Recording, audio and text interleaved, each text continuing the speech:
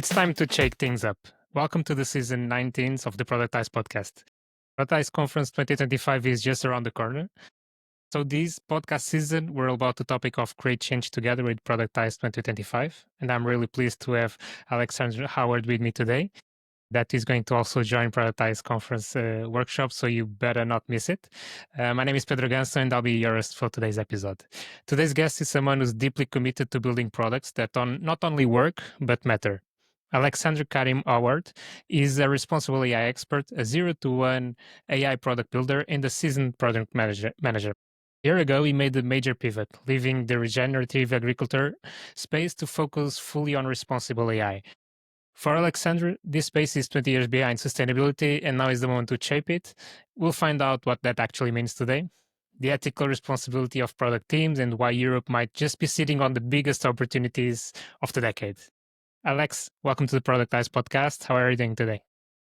I'm doing good, Pedro. It's a pleasure to be here. I'm actually super excited. We've seen each other a couple of times before. You've been involved with Productized P-Talks already. And I'm actually super excited for your workshop in the end of the year. So it will be super, super nice. Yeah, so am I.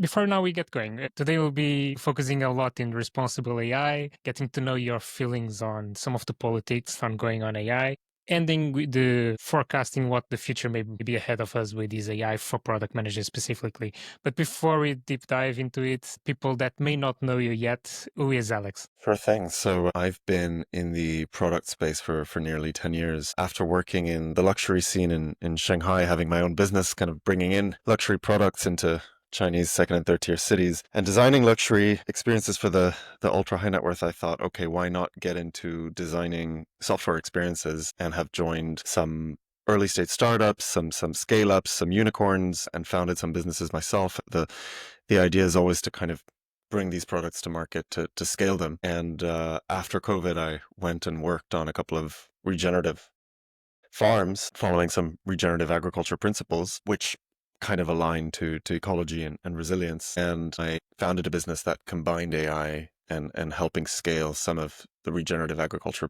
principles. And since I've been kind of dabbing my feet and going deeper and deeper into the world of responsible AI. So that's where we are now.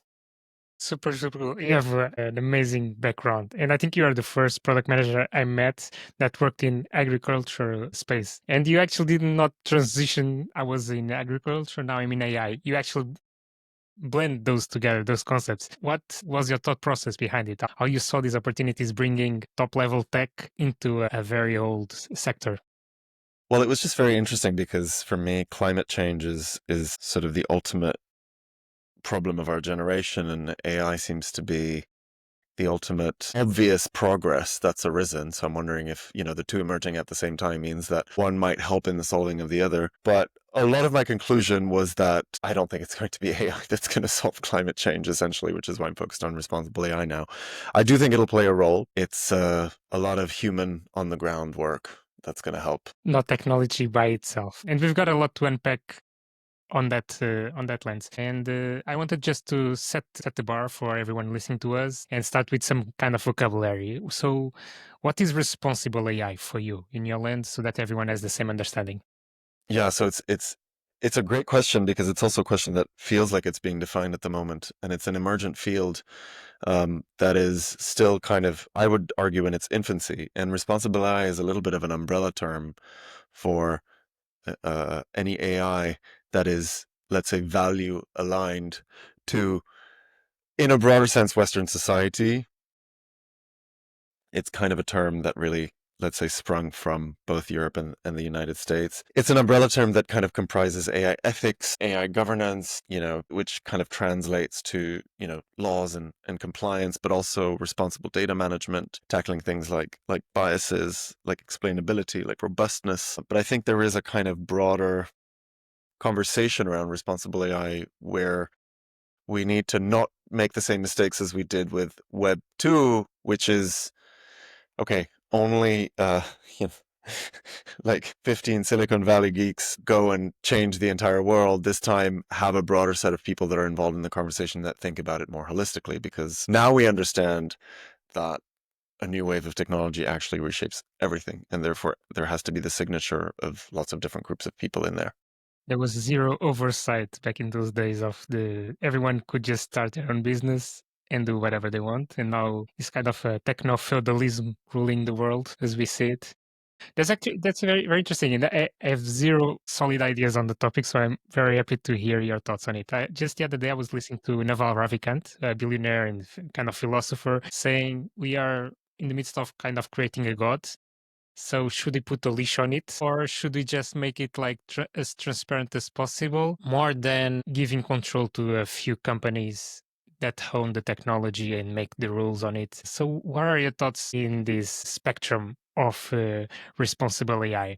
Should it be like open for all, transparent, or should we kind of tame the beasts while we can? I mean, I think first of all, on the idea of transparency and open source, there are definitely some pro and con arguments depending on the precarity of the technology and the use case. I mean, you don't want to be able to tell everybody how to create a bioweapon, leveraging, all the open weights and being able to do that. So I think the devil's in the detail there. Mhm. The creation of a god, I'm not so sure. I see more AI as an extension of ourselves and a kind of, maybe if we're gonna go with big picture metaphors, it feels like we're going from being individual animals to being more of a fungal network where we're kind of, more inherently and deeply connected, which feels like it's been a little bit the aspiration of the, post-war integration. And then there's Mhm. also, separatist movements and national isolation, which is kind of more the counterforce towards that. But yeah, I would say more integrated network rather than God, and open source, yes, in some cases, but not all. So on a scale from 1 to 10, this is a terrible question because it's very, very hard. It's very soon. We cannot even see what's going to happen in 5, 10 years' time. So these are very difficult questions. I would say Inspired, educational, overwhelming, very practical, challenging, thought-provoking, meaningful, enthusiastic. nice people, innovation, and fun.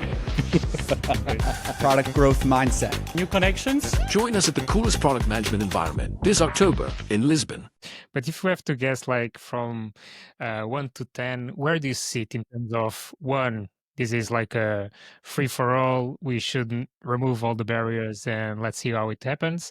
And 10 being like, no, no, no. We need to first have protocols in place, regulations before we start innovating on these lands. Where do you think we should sit at the moment? How concerned are you? I would say we need a balance between those two because the democratic access of a technology also depends on restricting the freedom of the people who have more capital, more resources, and more access.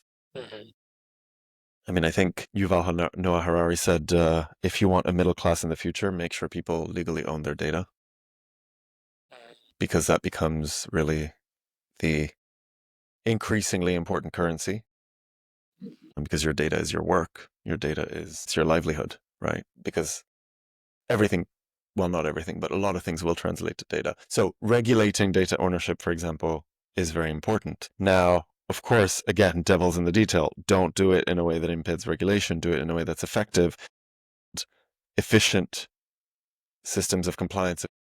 And these are highly complex systems. And when you're asking early stage startups to report on a lot of things, I mean, I think there was a study that showed that GDPR kind of affected, was it revenues or profits by 8%, dampened them by 8% in the European ecosystem for early stage startups. And, Mario Draghi, I mean, he even commented, they've stepped back a little bit on that. And they said, and this is actually what I like about the current European climate, is that there is a kind of balanced view of, yes, we stick to our guns, but we also take criticism and we step back. And it's not a kind of strongman approach of, kind of die There's hard. still some flexibility.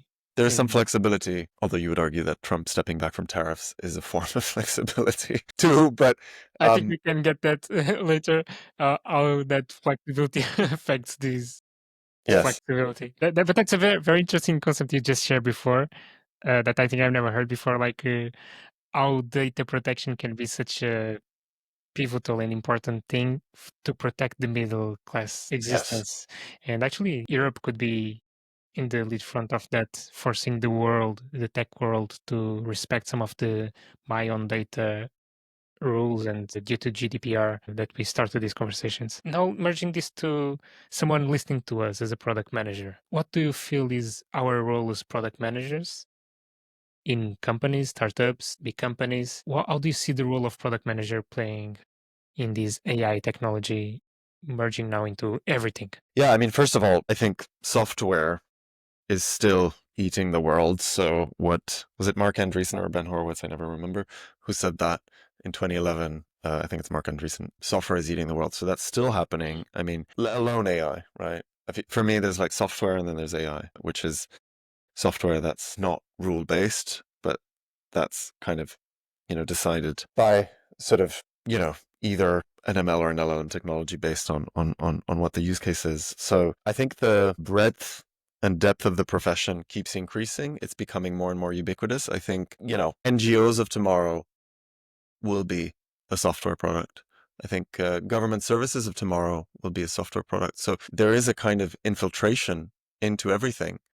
And therefore the product profession needs to broaden the T of its the T bar, right? I mean, we have our product expertise, but we also need to have a broader awareness of ethics. We have to have a broader awareness of national security, of legal frameworks, of systems thinking, because when you unleash a product into the world, you also need to think of, okay, if I, for example, like I was working on a product with EIT Food, which is the innovation body of the European Union, and you're unleashing something that is a sort of government adjacent service in the world where you're actually impacting a lot of players in the ecosystem, and you sort of have to have this awareness of, okay, well, how is this going to impact whom? And I can tell you right now that today product managers who make product decisions do not consider these things. So there is a gap, and product managers are very focused on retention, adoption, acquisition. We have the old playbook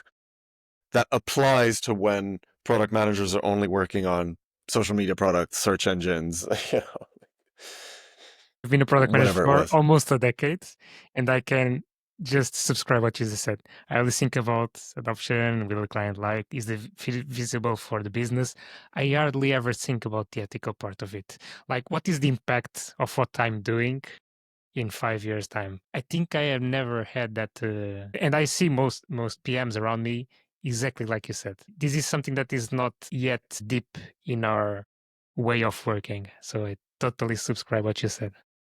Yeah, and it's really funny because it's funny because I was been working on a project, and I was talking about this with Andre from you guys from Productized, and I'm launching a course around responsible AI for product managers, and there's no such thing. I mean, basically right now, responsible AI is either taught to researchers, so kind of on the kind of AI PhD research field. For some, data scientists and data analysts that are performing some of the responsible AI, let's say, maneuvers on the data to make sure it's not biased and things like that. And then the opposite end of the spectrum, it's all lawyers. And you have, in-house legal counsel and, policymakers as part of government bodies. But the product manager is interacting with all of this and has to have an awareness of the ecosystem because they're thrown in the middle of it. And the question is always, can we do this? To the lawyers, it's like, can we do this? It's not, should we do this? It's always, can we? Yeah, Are we allowed? exactly. Are we going to Yeah, and get... there's a massive nuance in the can and should, because at the end of the day, information is what it is today. You also see some unlawful practices that big tech is performing in the US, and then it comes back and bites them in the back, right? So the question is, you also want to be proactive in your ethical approach because you're going to gain trust of your users. And I think the textbook definition for me of a company that's doing this well is Anthropic with Claude, and they're seen as robust, they're seen as trustworthy. And I bet you that there are a lot of cases that people feel super nervous about, and they're like, you know what, I don't want to share that with ChatGPT. I'm going to tell Claude because I trust Claude more. It happened to me already. Really? That's It happened funny. to me already because at the moment, ChatGPT has a lot of knowledge on my side. Now with the memory updates that they have on me, sometimes I go incognito mode. For me, is now going to Claude. That's a funny thing Interesting. that you mentioned. I just want to pick up on something you totally said, because it's totally right. Ethically, we don't, as a product manager, think a lot on these things. We often have lawyers for it, and we ask, can we do it? If the answer is no, it's like, how can we do it? Like, play with the laws so that we can do it. We never ask should.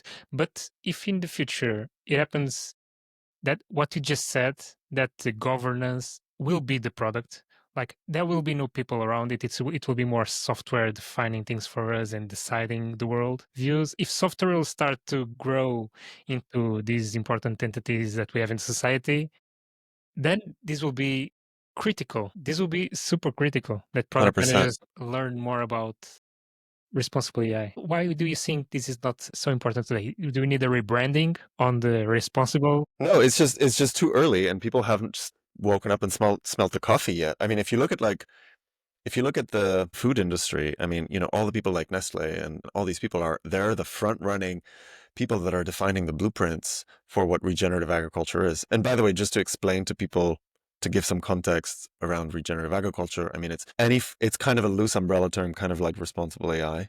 And it's funny to retrieve the same looseness on both of doing farming that actually regenerates ecosystems, soil, and strengthens the resilience of your farm and surrounding ecosystems. Why does that matter? Basically, in climate shock events, the likelihood of your crops not growing goes down, so you're more resilient to shocks. And it's kind of like building up the immune system of your farm, right? It's like going to the gym. It's like meditating, but for your farm, right? So you can see parallels in the mental health space, in the agriculture space, and then hopefully soon in the responsible AI space. And what's really interesting is that there's a lot of organizations that are themselves pushing the edge of what regenerative farming is and should be. And you see that with Anthropic, where, in their responsible scaling policies, they define some of the risk levels, which were actually inspired by the EU AI Act. And funnily enough, there was, the new executive order. I can't remember exactly what it's called in the US, but it came out published two days ago, and the US basically is following suit with Europe, but they're doing it under the radar because right now there's all the tariffs. So it's like, it's all this perception game, but actually the US is still following Europe on Still the a huge regulatory. market. I think we neglect how important Europe still is to the world. So because it's a huge consumer market, so It is. they still need to abide by some of the things we say in Europe. And just one last question, because this is very, very interesting views that you have on the topic. Imagine I could be a designer or a product manager back in the days working for BlackBerry, and I just saw this very interesting thing, which is I want to diminish the amount of time people spend checking email, so I'll create push notification. 1 year or afterwards, Apple and then Android copied the same good idea so that people spend less time on their mobile phone checking email to create the feature that is stealing everyone's attention today.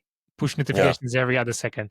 So some good intent I may have as a product manager or a designer, I put into the world, and someone is able to see I could use that to engage more and to steal everyone's attention. Do you have any framework to help me as a product manager to see how can I know if I'm being responsible? How do I know if these features, these ideas we want to put out into the world are going to have a bad outcome in the end?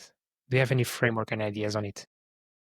I mean, there's many frameworks out there, but I think just generally, well, first of all, there is the law around, I would say, GDPR and EU AI Act, which speaks of harmful AI systems and kind of data privacy concerns. Other than that, you also have certification, it being ISO certification, 42001. Then on the front of cybersecurity, you have other types of certifications as well and established practices. But when it comes to the actual ethics of your practices, I think at the end of the day, some of this will not be covered by that because, if we come in and regulate the most minute things get a little weird. And I think for that, you as a team have to think of the risks of your features and how that might impact your users and what might be the costs to you as a business, to your ecosystem, and to your users, and then make an informed decision around whether that's something that you want to do or not. And I'll be honest with you, sometimes these decisions will go at the encounter of your short-term profit, but what I think might happen is that as the AI, let's say, ecosystem becomes more mature, the expectation for trust and the expectation for ethical behavior might actually go up. And payback. Once people starting to value these things, they will Well, start to. I think there'll be a polarization like there is with food. You'll have a minority of people who will be informed, and we'll see dietitians, and we'll see kind of health experts, and we'll be like, okay, I want to buy organic. I want to buy from my local producer. But look, I believe that people will have to pay sort of a premium for that. But then my push is There's that an option. there is an option, and it's worth more if to your customer you're not actually pestering them with unsafe or unethical practices. I love that. Actually reminds me of something that Netflix did. They need to make one. There was a product manager behind it, thinking about it. Should we warn our customers that the trial is about to end? If I warn them, we will lose a few millions. I forget now about it. But we are on the trust Yeah, side. We are playing with trust. We are not trying to make a subscription people didn't actually want it. So we're going to warn them. And exactly. they paid for that decision. And in the end, they actually figure out what you're saying. It's hard to put numbers on it. But although there is an upfront cost of warning people the free trial is about to end, they get much more customer loyalty because of that. And the thing that you have to think about is that as AIs become more integrated and more intimate with our everyday lives, whether it be having access to our agendas, having access to, all sorts of data. Like if you think about an AI assistant that you integrate with a lot of tools, trust will become such an important factor in the same way that you would need to trust your butler, right? It's not the same to ask for trust when you're using an app like, I was going to say Uber, but actually Uber, you should trust, right? Because they know where you're going. But, YouTube, okay, like they know what I like. That feels a little invasive. But, when it's your personal AI assistant, if there's a data leak, then, any robbery could happen because they know when you're not home, right? So the stakes become higher and higher and higher. So trust becomes higher and higher and higher. So as a PM, you have to lean into that strategy more and more and more. And when people lose trust, it's very, very expensive, It's very as we're expensive. seeing at the moment. Exactly. I think this is a very good transition to that because we cannot talk about AI without going into politics these days. It's a technological shift. And every time this happens, we need to consider politics in the things that we're talking about. And at the moment, we see US leading the space with lots of tech companies working with AI in the front of this technological age. We kind of see now China stepping in with Yeah. DeepSeek and saying, "Hey, we're here. We're also working in this space." We see concerns on Europe regulating. So I think we are in the leading of what does it mean for our users, the AI Act, like you mentioned, but there's not much going on in the tech space. What are your thoughts on it? How do you see the world spreading this AI access? And what do you Yeah. think there are opportunities for us in Europe? I mean, it's not so much a race as it becomes an ecosystem of fragmentation of big tech.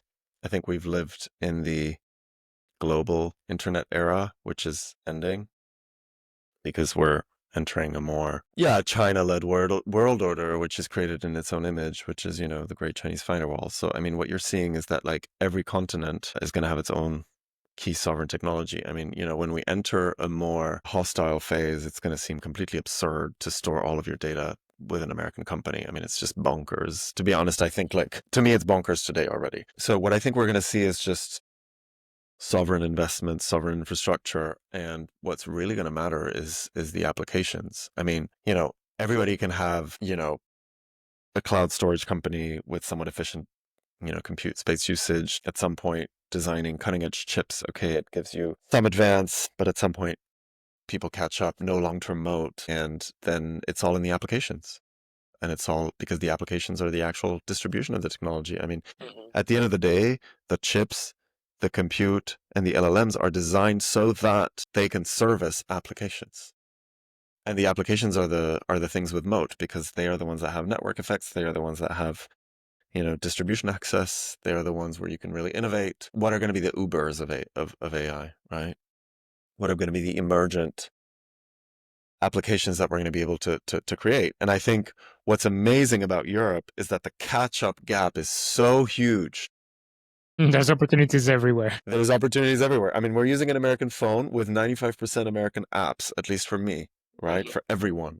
So think of the gap compared to where geopolitically we want to be, right? So regardless, there is a massive market. And what you got to see is that with what's happening with the tariffs right now, Europe knows that its biggest lever is on American big tech. And I think, um, you know, America is what, 350 million people. Europe is, the EU is 450 million.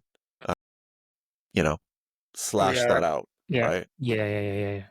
Number one market for, like, nobody uses WhatsApp in the US. Everybody uses WhatsApp in Europe. I mean, you know, like, there you go. Cut it all out, which is going to happen. Like, I'm honestly, I'm going to make a bold prediction here. Meta will be banned in Europe. Wow. I actually read some headlines mentioning kind of we need to start regulating. So, and this is usually the first whispers they send out in the news to see people reactions. Do you foresee people accepting regulations on a higher level, top down, saying, yeah, X is not allowed, WhatsApp is not allowed unless they abide by our own GDPR and local data sets? And wow, that's a bold prediction. It'll go progressively, and it'll go progressively with, look, it's hard to say. I mean, some people are like, okay, if there's a Democrat president that comes back, the hostility towards Europe will go down. But I think there's something irreversible that's happening. And I think that irreversibility is a bit of a rift on the Atlantic. And I think that you just have to prep people slowly, and then eventually they will Understand and accept. understand. And when you make an argument for national security, it's a good enough argument. And I mean, Europe has way fewer influencers than the US has, and transforming from one platform to the other is possible. I mean, I don't know. You had like a lot of people protesting the TikTok ban, but it could have gone through, you know, and TikTok is the number one platform, and it almost went through, right? And it's just been delayed. I don't know what the latest is on that. So if TikTok can be banned, or at least almost be banned in the US, then Meta can be banned in Europe, you know? It could be fast. It could be fast. It could be really fast, and then you could have a network emerge that in bloody 6 months goes to, I don't know, like 50 million users. 50 million users in 6 months, you know? Like some Scandinavian social media where the algorithms are open source, and, you know, I could totally see it happen. Yeah. Like, it's unthinkable because we resist change, and we're like, oh, you know, no way that these super cycles can happen, but they do. They happen a lot. But that, Yeah. I'm actually bullish on that prediction of yours, because if we go into a very slow globalization and shift towards more sovereignty, like you're saying, there's opportunities everywhere for data storage platforms, for applications, for services. All business need to reconsider their marketing and social media outreach to think about global. That would expedite our own industrialization back to Europe. It will come with the cost of some turbulence. Absolutely. But I mean, the nice thing is that, I mean, there's some turbulence because we have to transfer and create a new ecosystem from scratch. But the other thing is that we can learn from all of the mistakes of how the ecosystem was created in the US and create our own in a way that's more resilient and less volatile and less centralized. And, you know, maybe can we consciously design a social media network that's not hardcore promoting outrage and fear, you know, and where you can actually have more awareness and more control over your own newsfeed. You know, it also gives a chance, right? And we have the regulations in place to think about it. You said something before.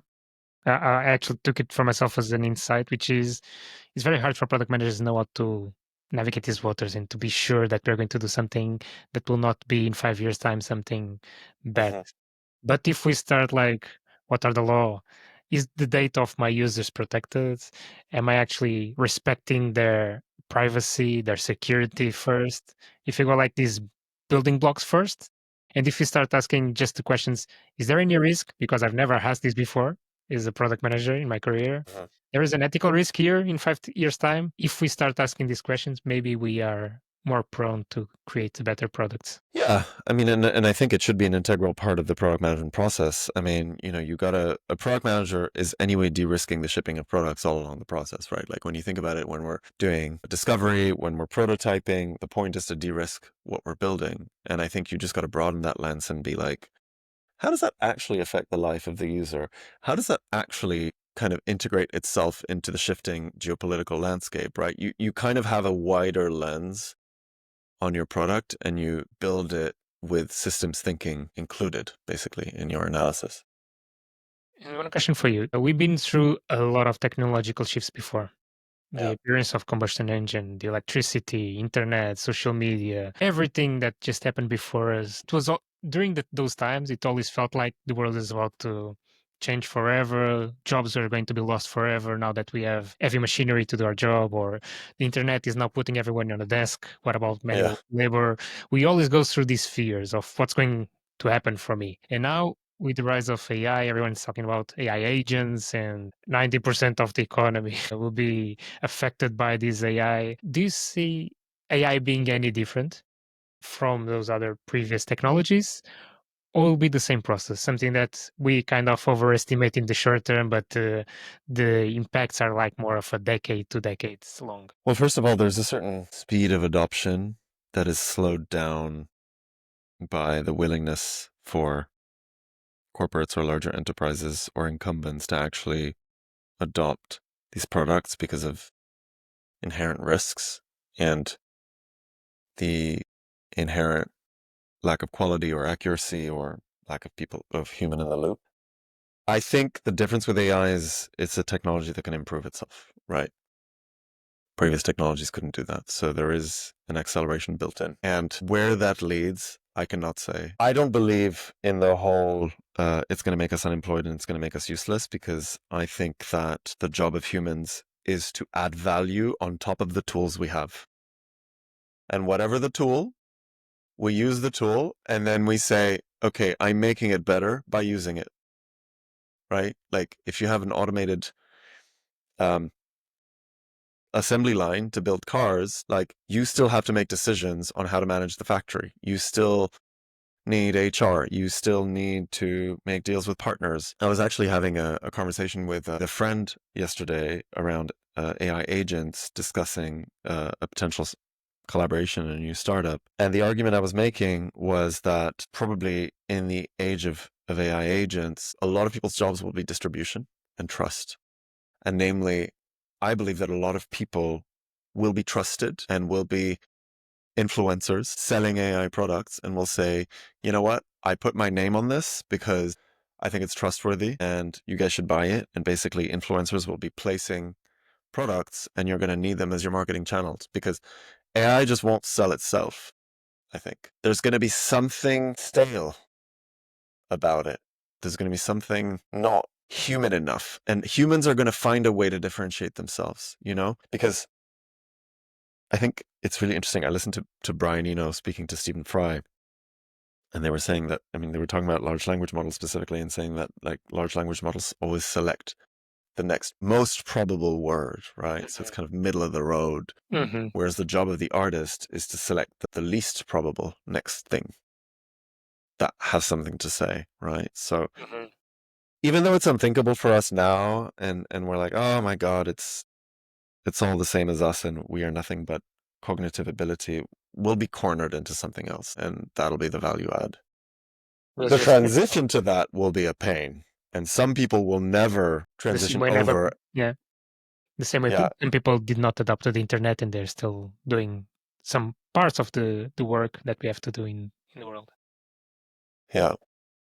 That's a very interesting comment you said. So trust will be kind of a currency. If we let AI do so many decisions, probably humans will be more in charge of the trust currency. I trust this. I used it myself, and Yes. And that's this is sorry. And I think this is where Europe's positioning is very clever, because they've understood that they're not going to be faster than the US, but they can win on trust, and they can win on, and this has been historically the strategy of Germany and Switzerland, and in parts the Netherlands, of producing highly trustworthy, sturdy, reliable products compared to like UK, US, which are kind of front runner strategies, right? So you can gain a lot of market share by being a market from which more trustworthy products emerge. hence the opportunity for applications. Just the other day, I was Exactly. building an AI agent for myself, but I still cannot grant ChatGPT API access to my personal Gmail account. There's so much in there that I don't want to just give it away for, I don't know, whom, and like you said, be exposed to eventual flaws in the future. People have access to all my emails. I just don't trust it yet.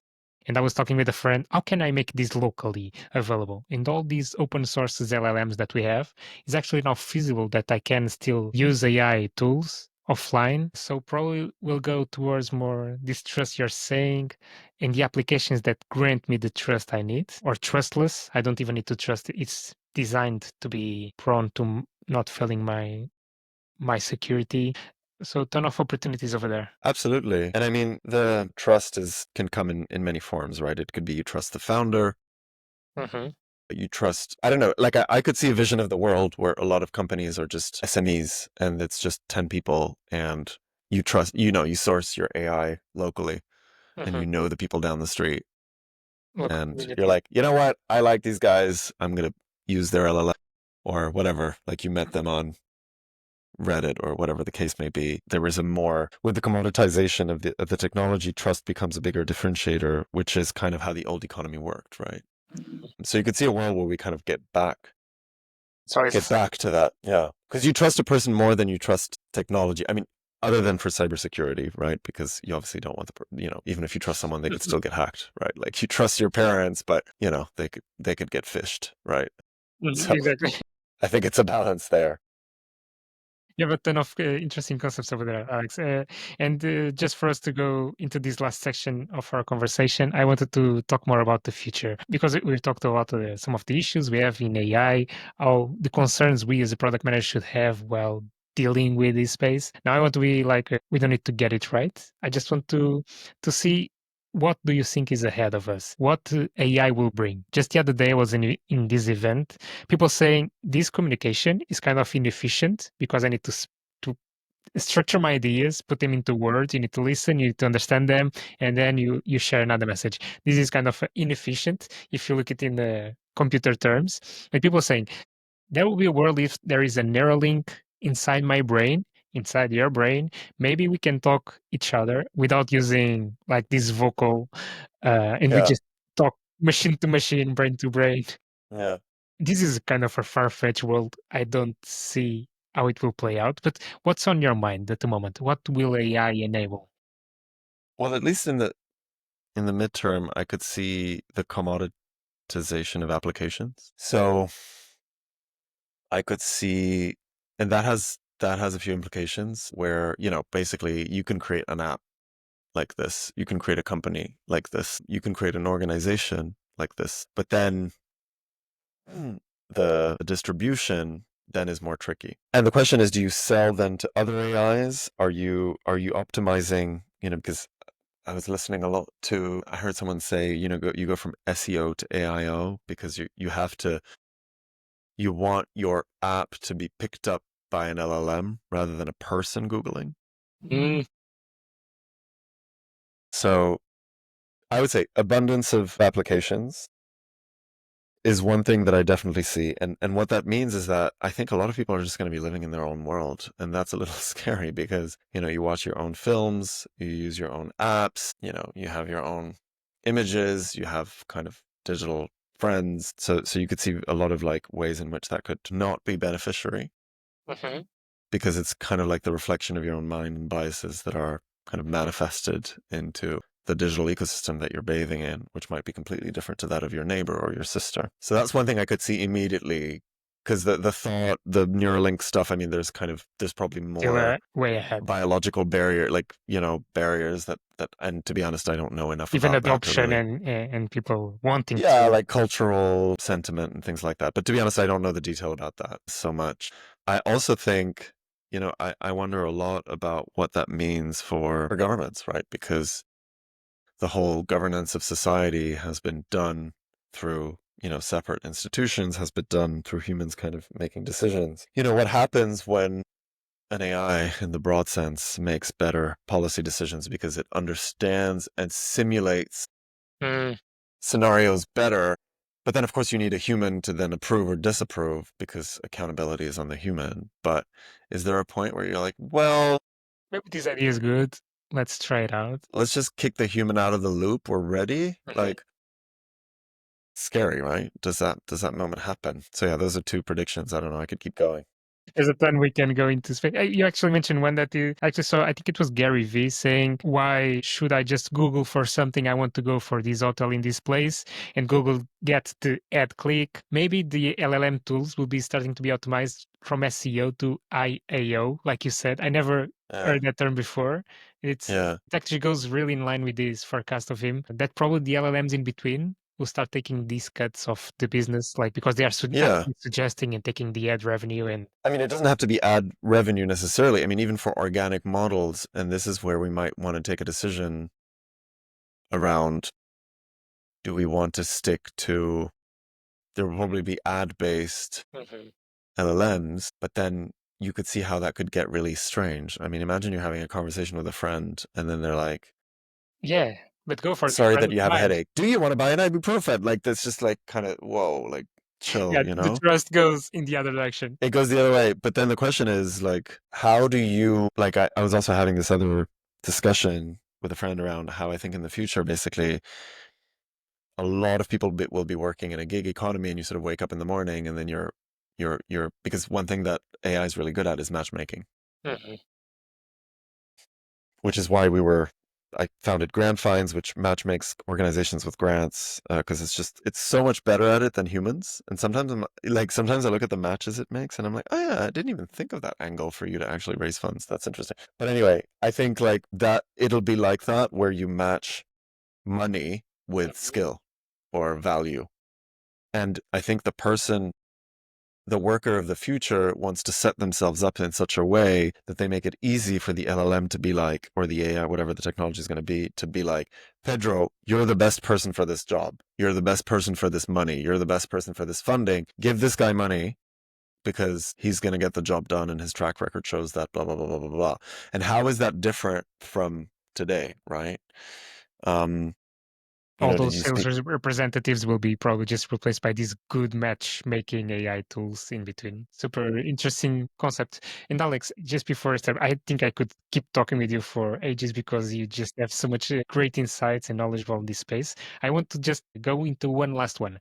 Because you mentioned when we were talking before about a little bit about abundance, and it's actually right. The cost of knowledge goes to zero. It's not so easy for me to find. I want to become a product manager, start talking with the prompt AI, and it gives me ideas, gives me recommendations, give me tools, give me tests, can generate everything for me if I know how to make the good prompts. So once the cost of knowledge goes to zero, we'll be basically in a world that we can get most of the things we want through the help of AI and the agents AI. What is your views? How this will change the world, this abundance?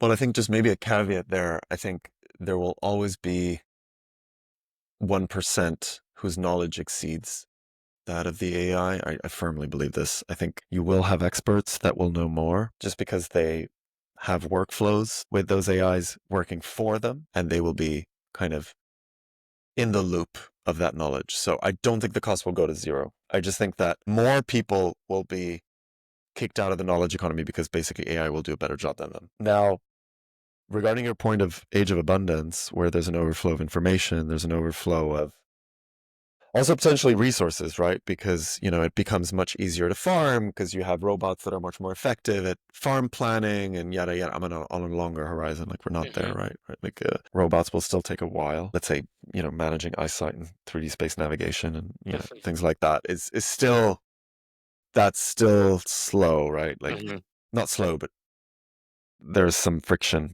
to get there. But imagining that we get there, I mean, you sort of have an increase of abundance in the sense that there's an overflow and you're overwhelmed. And you go from, it's funny because like historically we're programmed to be, kind of, if we're hunter-gatherers, you leave your cave and you're like, okay, I gotta go and find the food. Like, where is it? It's really far out. But then you're in a world where you get matched to a lot of things and you have to have curatory ability where you're like, okay, this is the right opportunity for me. This is not the right opportunity for me. And you have that differentiating power over the AI because you know your skill set better, you know your specialized thing better. And I really think that, at least for me, it's been really interesting to kind of have that mindset change where I'm like, okay, which opportunities am I feeding and which am I not? And somehow that's kind of worked much better for me. I mean, it's really interesting also because in terms of mindset, when you're pruning things out, I think it also, there's also something to it where, you know, you don't want to feed certain patterns that reinforce themselves. I mean, if you're working for a kind of organization, obviously you're going to be formatted in a way and you're going to be fitting the mold of that culture, and that might stop you from fitting in the mold of another organization that you would be more interested in going towards. So I think there is a real thing to, hey, like, be selective about what you need, because in this world, a lot of things are going to be thrown at you, and you need to selectively give your attention to what you think can give you the most value in your life.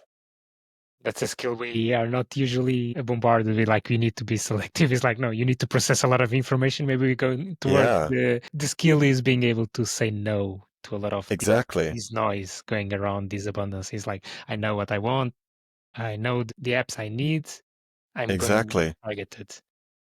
And also, like you said, Exactly. something very interesting, there's still room for the 1%, because since these tools go towards probabilities, like what is the most probable, these generative AI technologies, like what is the most probability of me getting the next word out. So probably we'll go, everyone is being fed the average. So the outliers, probably AI will take a longer time to go to these Exactly. more creative spaces, And there's always going to be data sets that AIs will not have access have to, access to. because it's just the internet.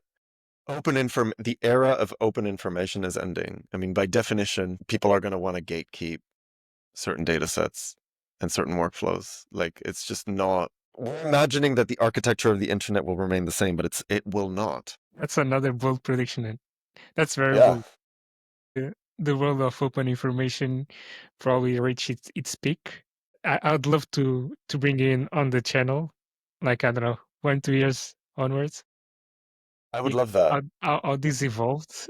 Because now we are living in a very chaotic world with tariffs and China, US battle on the battlefield, on the market battlefield yet. No, not war. Super interesting things ahead. And we've covered a lot of ground. I don't want to extend this for more hour than we could actually be talking. So let's break it down. Probably some of the key insights. We talked with a lot of things. Made two very big bold predictions. The end of probably Meta in Europe, opportunities for us, SEO to IAO, the impact of abundance. Now another bold prediction, end of open information. So you showed that there's a lot of things. But if people wanted to just take a few takeaways, what would you say to them listening to us? I think I would say that in your professions, when a lot is changing, you want to have a T-bar skill set, meaning that you have a broad lens on things, especially for product managers.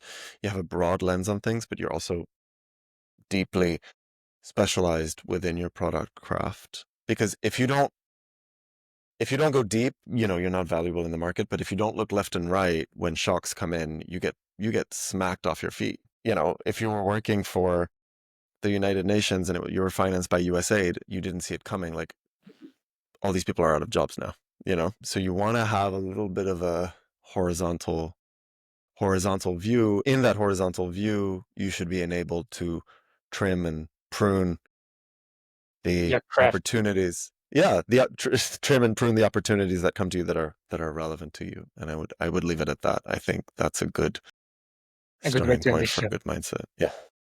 And actually, very positive. Before we started, I thought this would go on a more negative lens for Europe, but I think I ended up this conversation of ours more in the positive. Like, there's a ton of opportunities probably heading our way if everything You is just got to see them. turns out to be true. So I'm actually more positive after talking with you.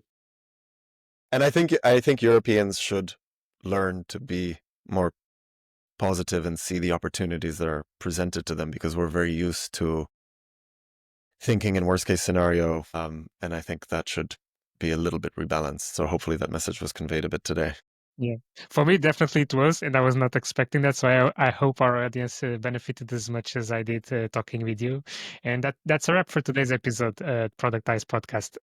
Big thanks, Alex, for your time today, for sharing all these ideas. And before you go, do you have any upcoming projects, initiatives that you'd like to share? Well, I have a responsible AI course and program that I'm launching for product managers that I guess I'll give you the link in the show notes.